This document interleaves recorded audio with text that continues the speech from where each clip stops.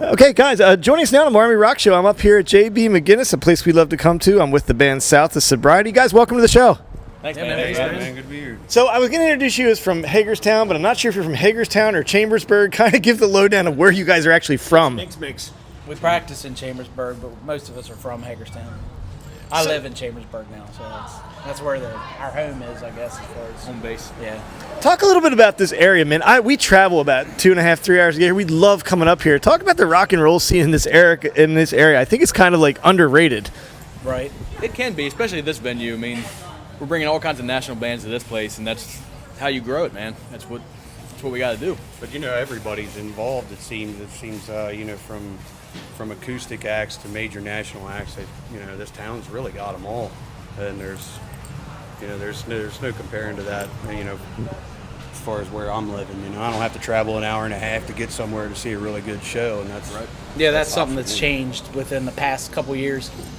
It started out, we used to play at breakaways, and then now it's blossomed. I mean, we're getting these national acts come through, and I think as the word spreads, other national acts hear it, and they want to come around the area too. I mean, you've got 4 states within a half an hour of this spot right here. Kind of the I-81 corridor. They start at Tubby's, and then they come down here to Hard Times, and then they go down to the Blue Fox after they play here. Sure. So you just hit all the spots on 81 while you're going south. So yeah, this area is definitely hopping, and definitely got a lot of things to offer. Yeah, I'm digging the Charm City Devil shirt, by the way, too. I took a picture of it while you're up on stage. Make sure I tag this guy. We love those guys. The privilege of playing with those guys actually here, and we played with them here and at breakaways. Yeah, which was really cool, So let's talk a little bit about the album. Progress and Poverty's out. Tell me a little bit about the making of that album. Well, that kind of falls on me. Producer. I'm the engineer, producer, mixer.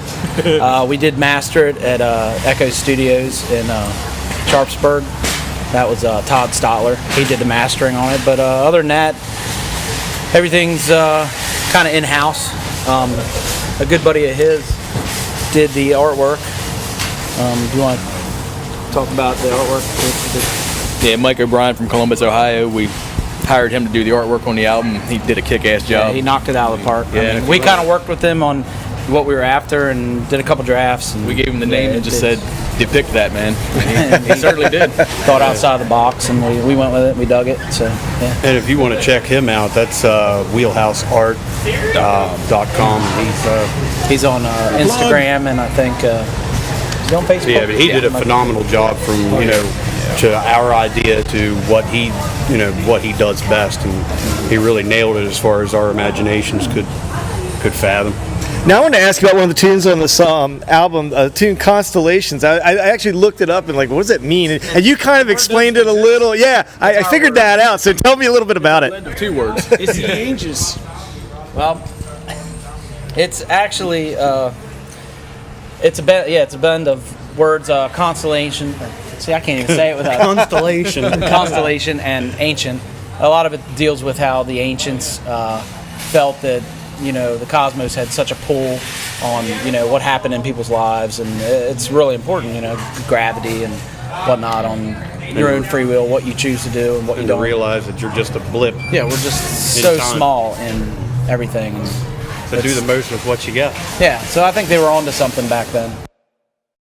And I actually like everything you guys have on that record. I picked it up at your last show. Now tell me a little bit about another tune that I like, Building on the Name. Who wants to talk about that one? I'll let Chris do that too. That has, yeah. That's your original idea. Yeah, that has to do with the Gilded Age. Basically, the Carnegies and everything back then, the Rockefellers, and it can be modernized into this day and age too. Just old money, basically, like how generations slowly squandered it. I mean, they were so rich, and the way they got the money and whatnot, and what did the previous the generations afterwards end up doing with it? Some of them just squandered it. A lot of them didn't build on the name. You don't. Yeah. So I mean, it's a lot of historical relevance about the industrial age and stuff like that. So you guys do a pretty cool take on the tune Gallows Pole, and when I listen to your take on that tune, you can't help but sense like a little almost southern flavor to your band. And we're right here on that Mason-Dixon line where it starts creeping, you start seeing Stuckies, that kind of thing. Yeah, is there a little bit of southern influence or not so much? It just kind of comes out that way because it's a bluesy tune. Well, We just really wanted groove. Blues is the root. Groove. We're big fans of Clutch. So blues-based rock is really Big fans of Clutch. definitely a basis I've always for been what we do. big fan of Corrosion of Conformity. So, I mean, all that kind of influences probably ekes into everything that we do. So, when figuring out a concept for that, I think, I mean, I can't help but think that way. So, it probably To pay homage, translates but also make it our own. Yeah, so It I came- always thought that song could really benefit from something cool, beefing it up, and always Kicking liked a, it. kicking a bag or something. Yeah. And that one appears on your guys' EP, so it's a cool take on that. Hey, tell me a little bit about today's event. We're up here at Hard Times. Talk a little bit about how you guys got involved with the Journey for a Cure event. Well, Maxed Out Entertainment's actually been really good for this area. Been good for us. Yeah, definitely good for us and all the other local bands around here that have something to offer. And this is third annual, so This is a Yeah, the special event cancer for John. awareness, I mean, when John says he wants us to do something like this, we jump at it. Right. Yeah. And it's always a great opportunity to be on stage with a bunch of bands, especially for a great cause. And that's really all we have to say. House too, you gotta love Yeah, that. I mean, anytime we get a chance to play for a lot of people, and we can get our music out there for people who maybe wouldn't have, gone that route for our style of music, because I know a lot of the stuff here is a lot heavier than we are today. But I think, some people, even if we can grab a couple people who are like, I kind of dig that, I'm down with that. So from what I can see just by your page, it's about just about a 5-year anniversary, I think, for you guys. So kind of take me a little bit on the journey of from when you started and how the band's going now. A lot of history there. That's a long journey. Well, four of us, minus Jared, the drummer here. We were in a band called Medieval a long time ago, and then that ended.